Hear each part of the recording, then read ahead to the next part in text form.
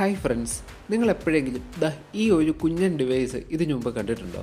ഇത് കാഴ്ചയിൽ ഒരു ഡയോഡ് പോലെ തോന്നുമെങ്കിലും ഇത് ഡയോഡല്ല. ഇതാണ് ഫെറൈറ്റ് ബീഡുകൾ.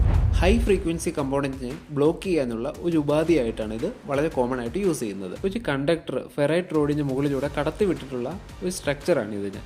അപ്പോൾ ഇതിലെന്താണ് കാര്യമെന്ന് നമ്മൾ ചിന്തിച്ചു. പക്ഷേ ഇവിടെ ഒരു ട്വിസ്റ്റ് ഉണ്ട്. എന്താണെന്ന് പറയാം.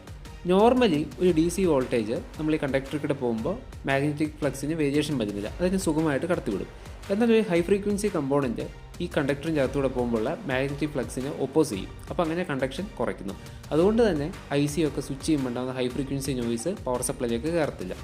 ഈ കാരണം കൊണ്ട് തന്നെ വളരെ നോയ്സി ആയിട്ടുള്ള ICയിലെ ആ ഒരു ഗ്ലിച്ചസ് തിരിച്ച് പവർ സപ്ലൈ കയറാതിരിക്കാനും RF സർക്യൂട്ടിൽ നമ്മുടെ ഹൈ ഫ്രീക്വൻസി കമ്പോണൻറ്റ് തിരിച്ച് ലൈനിലേക്ക് കടക്കാതിരിക്കാനൊക്കെയാണ് ഈ ഒരു ഫെറൈറ്റ് ബെഡ് യൂസ് ചെയ്യുന്നത്. അപ്പോൾ നല്ലൊരു ഐസൊലേഷൻ കൂടിയാണ് ഇത് പ്രൊവൈഡ് ചെയ്യുന്നത്. അപ്പോൾ ഇതുപോലുള്ള നല്ല നല്ല ഇലക്ട്രോണിക്സ് അറിവുകൾ ഇഷ്ടമാണെങ്കിൽ എന്തിനു മടിക്കണം, ഇപ്പോൾ തന്നെ വീഡിയോ ഒന്ന് ലൈക്ക് ചെയ്ത് സബ്സ്ക്രൈബ് ചെയ്ത് കൂടെ കുടിക്കോളൂ.